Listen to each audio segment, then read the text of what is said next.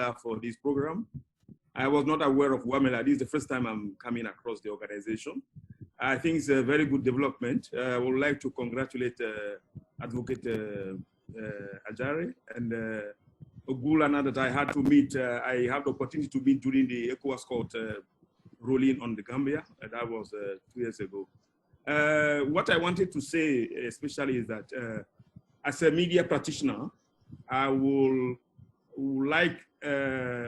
we would like to also know the challenges of the media law practitioners in defending journalists and other media practitioners, because we don't know your challenges. We know you defend journalists, but what are your challenges? Usually we don't know. So we think that interaction between WAMELA and the media organizations will be very important for us also to understand your challenges. The second point is that I don't know if you cover all West African countries, but today there's a big group of West African journalists engaged in defending or reporting corruption. And in some of the countries, when they have issues, there are no lawyers to defend them, because the lawyers themselves are also afraid for their security. Yes. Presently, there is a journalist in court in Togo. He is reporting big corruption on oil, and lawyers are reluctant to defend him. There's only one lawyer that is defending him in court. That lawyer was arrested last weekend and is released only yesterday. So what I want to say is that I don't know how much you support your colleagues in different countries. I know you have a big constituency in Nigeria already with 36 states, but we will be interested to know how you support your network in the countries, how you are able to really support countries where lawyers are reluctant to take cases, especially when their securities are not, it's not guaranteed. But I would like to congratulate you. And you also have the issue about funding, because sometimes you have to resort to international organizations to support you financially, like MLDI in the case of the Gambia. So those are aspects. How do you have what do I call it? People in Africa who also support financially, not only resorting to funding from Europe, but in Nigeria, for example, in our countries, are there friends of the media who can also financially support you in defending cases in court? So those are some of the concerns I wanted to voice. I thank you. Just a brief comment from me. I think echoing what Gabriel just mentioned about the difficulties of defending media practitioners, journalists, bloggers, and so on. And one of the key issues is the lack of funding. And as both things you mentioned, the harassment of both journalists and then the lawyers who are trying to defend them in court.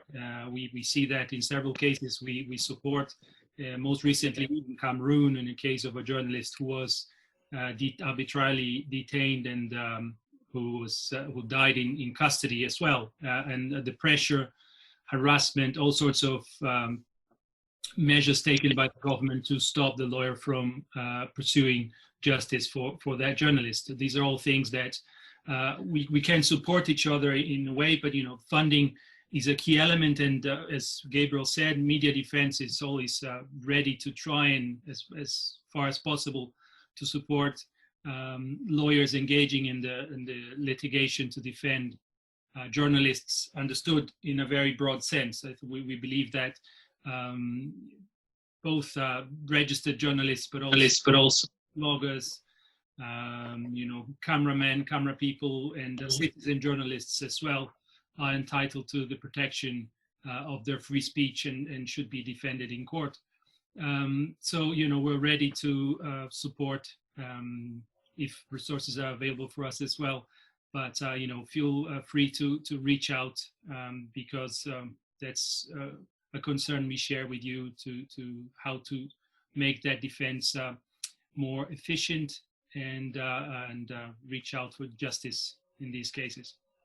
Okay, yes, I want to advise. I'm in countries where we're having challenges getting lawyers to defend journalists. I believe that every country in Africa has a bar association. And I know that pro bono services are part of what such bar association should engage in. But then there should be an advocacy towards that direction. There are different sections in bar associations in our different countries. Those who are in human rights, that's human rights laws, like in Nigeria, we have a dose of them, and they are very active. We've had cases recently of a Sharia court convicting a singer in the northern part of Nigeria, and we have popular human rights activists in Nigeria here from the southwest going over there to ensure, to push, so that that guy will be properly defended on an appeal. So activist lawyers in different jurisdictions should try to cue in and help the journalists who are passing through hard times and difficulties in defending themselves, because they may not even have the money to be able to defend themselves effectively in courts. But if you have lawyers who are active or who are engaged in human rights activism, just as we have in Nigeria, we have a number of them, then they can come in that particular case and then assist. This is my suggestion, what I think should be done. Because if there is no advocacy in this direction, one lawyer, somebody is mentioning a lawyer only going to defend a journalist, who is facing trial for for a report, and eventually the guy also being arrested. And so what is the bar doing in that country? What's the bar doing there? So there is always this popular saying that the injury to one is injury to all. So if nobody defends the guy, and then he's not able to hold government to account, will the nation develop? So I want to advocate that we, look in that direction of encouraging human rights lawyers in our different jurisdictions to ensure that at all times they are willing to defend journalists who have actually been arrested and undergoing prosecution. I also want to point out something. Somebody might say that, okay, why will the journalists be reckless? Why this? One thing I have found out, and I want to point it out, is that the laws are explicit. They are clear. If somebody has been irresponsible in his reporting, it's a bearable offense everywhere. But by the time you are trying to give it a name, cyber stalking, by the time you begin to give it sedition, by the time you begin to try to give it a different name, all because you just want to deny him liberty. That is where it's marks of vendetta. It's marks of attempt to subjugate and to suppress the freedom of expression and freedom of information. If it is offense of being irresponsible, writing something that is not responsible, it's clear. You write to the media house for reparation, for a footer. If they don't do that, it's a civil matter. You file your case. They don't even need to go arresting the person. It's a civil case, except in case of criminal defamation. But even in the case of criminal defamation, it's still a bailable offense. So I want to use this opportunity also to call on our judges on the courts to grant bail expeditiously. As soon as these people are brought before you, you grant them bail immediately.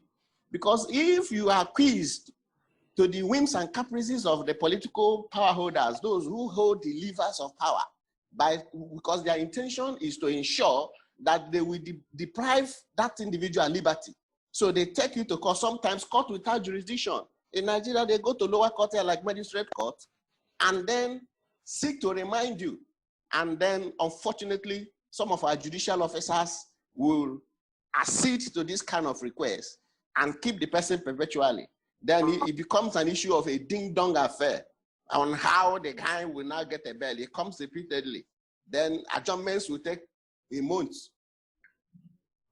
Then if eventually the judicial officer decides to grant a bail to the person, he puts stringent conditions that will be almost very difficult for the guy to meet. By the time he makes attempts to meet those conditions, it takes him another 1 month or less Then he returns to come to apply for variation of bail, saying, okay, no, I cannot meet these bail conditions. I want it to be varied. Then that takes another time. All this is promoting the interest of that particular government official or personality who wants to keep that journalist out of circulation. So if it is only primarily about irresponsible journalism, somebody wrote something that is not good, take him to the court grants him bail, then the case goes. If the person is sure that he has facts, I want to suggest that our lawyers should take it up as a responsibility to ensure that those who are unjustly being prosecuted are highly represented in court. Thank you so much.